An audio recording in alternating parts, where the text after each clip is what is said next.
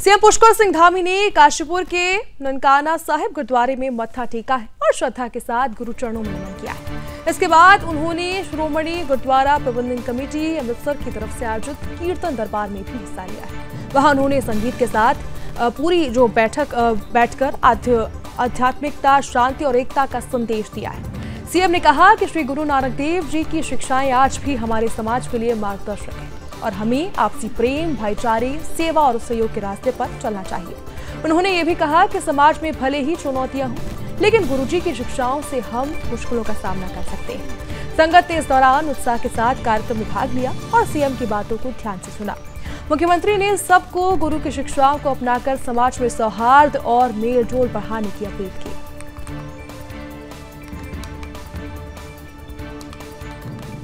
हमारे यहाँ के मेयर दीपक बाली जी, मनोज पाल जी, सरदार गुरनाम सिंह जी, जगजीत सिंह जी, सिमरजीत सिंह जी, जगदीश सिंह जी, सुखविंदर सिंह जी, बाबा हरि सिंह जी, बाबा लखविंदर सिंह जी और कार्यक्रम में आए हुए हमारे पूर्व विधायक श्री राजेश शुक्ला जी, राम मल्होत्रा जी एवं सभी पूरी संगत उपस्थित, हमारे मेरे सभी संगत में उपस्थित बड़े सभी बुजुर्ग, सभी माताएं, बहनें, सभी हमारे नौजवान साथी उपस्थित, हमारे मीडिया के सभी मित्र, मैं सबसे पहले तो गुरु तेग बहादुर जी के चरणों में सत प्रणाम करता हूँ, नमन करता हूँ और इस शहीदी नगर कीर्तन के श्री ननकाना साहब आगमन पर संगत के सभी सदस्यों, सभी उपस्थित महानुभावों का मैं देवभूमि उत्तराखंड के मुख्य सेवक के रूप में आप सभी का हृदय से स्वागत करता हूं, आप सबका अभिनंदन करता हूं। ये मेरा परम सौभाग्य है कि मुझे आज गुरु तेग बहादुर जी के 350वें शहीदी दिवस के पावन अवसर पर आयोजित शहीदी नगर कीर्तन का हिस्सा बनने का शुभ अवसर प्राप्त हुआ है। और जैसा बताया गया कि नगर कीर्तन यात्रा असम के धोबड़ी साहिब से प्रारंभ होकर विभिन्न राज्यों से होते हुए 2500 किलोमीटर की यात्रा तय करके श्री आनंदपुर साहब पहुंचकर ये पूरी होगी। मेरा मानना है कि ये नगर कीर्तन केवल एक यात्रा नहीं है, बल्कि आस्था, एकता और हमारे गुरु साहब के संदेश को जन जन तक पहुंचाने का एक पवित्र अभियान है। भाइयों बहनों, गुरु तेग बहादुर जी ने उस संकटपूर्ण कालखंड में अपने प्राणों की आहुति दी जब हमारे देश की संस्कृति, धर्म और आत्मसम्मान पर गंभीर खतरा बना हुआ था। अभी मेरे से पहले आदरणीय चीमा साहब ने बहुत थोड़े शब्दों में उसको यहाँ पर व्यक्त भी किया। मात्र 14 वर्ष की अल्पायु में ही उन्होंने अपने पिता के साथ मुगलों के खिलाफ युद्ध में अद्वितीय वीरता का परिचय दिया। उनकी वीरता से प्रभावित होकर उनके पिता ने उनका नाम तेग बहादुर अर्थात तलवार का धनी रखा था। उन्होंने कश्मीरी पंडितों पर हो रहे औरंगजेब के अत्याचारों के खिलाफ आवाज बुलंद करते हुए कहा था, मैं हिंदुओं का पीर हूँ, किसी भी हिंदू से पहले मुझे मुस्लिम धर्म कबूल करके दिखाइए।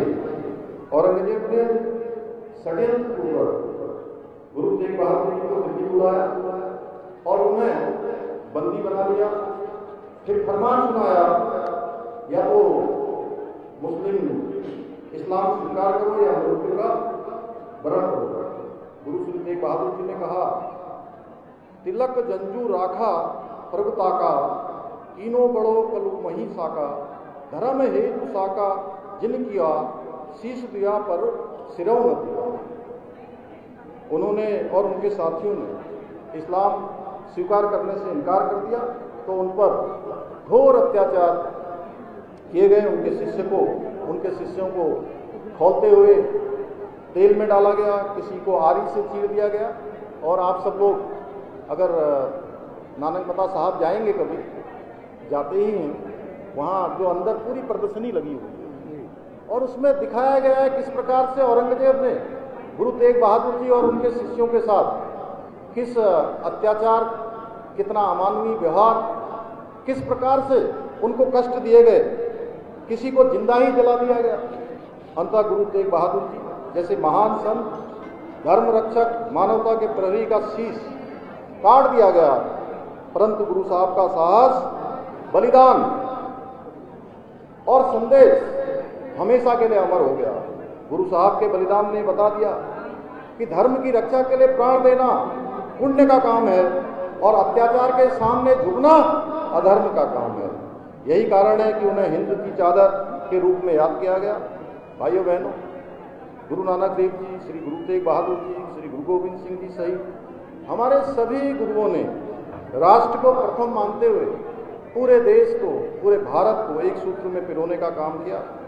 इसलिए उनके योगदान को जाने बिना देश के इतिहास को समझ पाना नामुमकिन है। यदि मैं कहूं कि सिख परंपरा वास्तव में एक भारत श्रेष्ठ भारत की जीवंत परंपरा है, तो इसमें कोई अतिशयोक्ति नहीं होगी।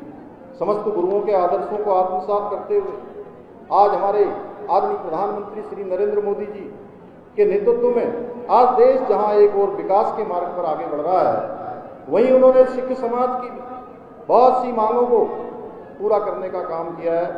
चाहे करतारपुर साहिब कॉरिडोर का निर्माण हो, लंगर से सभी प्रकार के करों को हटाना हो, वैश्विक संगत को सेवा का अवसर देते हुए श्री हरविंदर साहब को FCRA पंजीकरण की स्वीकृति प्रदान करनी हो, गुरु गोविंद साहब की 350वीं जयंती पर भव्य प्रकाश पर्व मनाना हो, गुरु गोविंद साहब के साहबजादों के बलिदान को आदर देते हुए देश में पहली बार उनकी वीरता को, उनके शौर्य को, उनके पराक्रम को, उनके बलिदान को पूरे विश्व के अंदर आज एक एक घर घर तक उनका बलिदान पहुंचे। वीर साहब, वीर जो हमारे शहजादे थे, उनका इतिहास पढ़ाया जाए, उनके बारे में बताया जाए। वीर बाल दिवस घोषित किया है। श्री गुरु ग्रंथ साहब के पवित्र स्वरूपों को अफगानिस्तान से सुरक्षित वापस लाना हो या फिर 1984 के दंगा पीड़ितों को न्याय दिलाना हो, आदरणीय प्रधानमंत्री जी ने सिख समाज के हित में सदैव कार्य किया है। आदरणीय मोदी जी के सहयोग से हम देवभूमि उत्तराखंड में भी गोविंद घाट से हेमकुंड साहब तक 12.5 किलोमीटर रोपवे का निर्माण करने की दिशा में आगे कार्य कर रहे हैं और इस रोपवे के निर्माण के होने के बाद हेमकुंड साहब जाने वाले श्रद्धालुओं की संख्या बढ़ोतरी होगी, क्योंकि जो यात्रा एक कठिन यात्रा होगी। आप सबको पता है हेमकुंड साहब जाना कठिन यात्रा है, बिना संकल्प के वहाँ जाना आसान नहीं है। और जो शारीरिक रूप से कमजोर हैं, वृद्ध हैं, उनके लिए तो और भी अत्यधिक कठिन हो जाता है। अब आने वाले समय में आदरणीय प्रधानमंत्री मोदी जी के नेतृत्व में जो हेमकुंड जाने वाले रोपवे का निर्माण होने जा रहा है, उसके होने के बाद जो यात्रा 3-4 दिनों की यात्रा होती थी, कठिन यात्रा होती थी, वो यात्रा मात्र 45 मिनट में पूरी हो जाएगी, मात्र 45 मिनट में। यही नहीं, हमारी सरकार द्वारा 1947 के विभाजन का दर्द झेलने वाले शहीदों की स्मृति में विभाजन विभीषिका स्मृति निर्मल का स्थल का निर्माण भी कराया जा रहा है। भाइयों बहनों, हमारे गुरुओं को आदर्श मानकर हमारी सरकार भी देवभूमि उत्तराखंड के सांस्कृतिक और डेमोक्रेटिक मूल्यों को संरक्षित रखने के लिए हर संभव संकल्पित होकर काम कर रही है। जहां हमने प्रदेश में एक और सख्त धर्मांतरण रोधी कानून लागू किया है, हमने दंगा रोधी कानून लागू किया है, वहीं हमने लैंड जिहाद, लव जिहाद और थूक जिहाद जैसी घृणित मानसिकताओं के खिलाफ भी हमने कठोर कार्रवाई सुनिश्चित की है। हमने प्रदेश में लैंड जिहाद पर कार्रवाई करते हुए 9000 एकड़ से भी अधिक जमीन को उन लैंड जिहादियों से मुक्त करवाया है। 250 से अधिक अवैध रूप से चलने वाले मदरसों को सील किया है। 500 से अधिक अवैध संरचनाएं, कहीं पर नीली चादर, कहीं पीली चादर, कहीं हरी चादर डालकर सरकारी जमीनों को कब्जा किया गया था, उनको भी कब्जे से मुक्त कराने का काम किया है।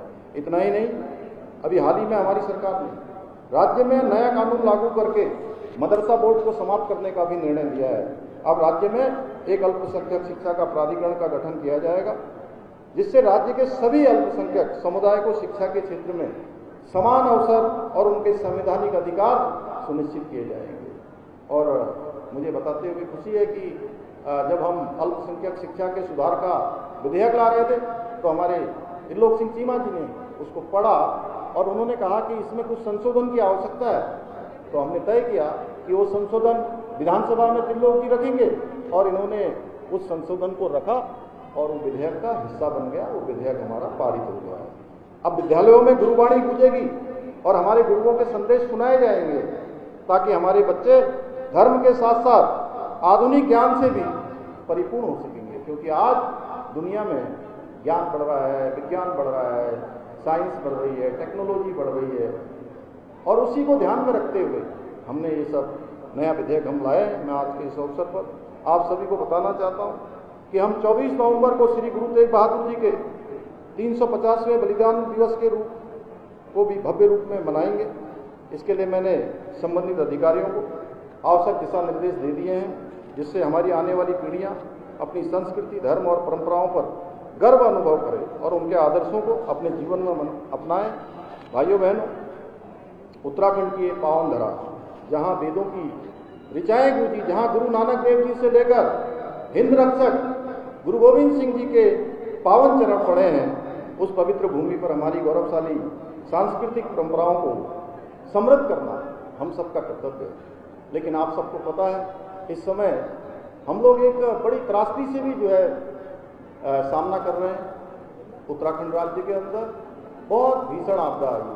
वहीं हमारे पंजाब में भी मैं देख रहा हूँ कि अत्यधिक बारिश होने के कारण से जिस प्रकार से बाढ़ की स्थिति पैदा हो गई। मैं भगवान से, मैं गुरु साहब से प्रार्थना करूंगा कि ऐसे समय में उन सभी लोगों को भगवान जो है सहारा दे, भगवान उनको शक्ति दे और हम सब उनके साथ हैं उत्तराखंड से भी, क्योंकि यहाँ भी आपदा है लेकिन उसके बावजूद भी बहुत सारे हमारे सेवा करने वाले लोग, हमारे दल, हमारी सरकार उन आपदा पीड़ितों के साथ पंजाब में भी है और उनके लिए भी हम हर संभव यहाँ से जो भी सहायता होगी वो भी हम करेंगे।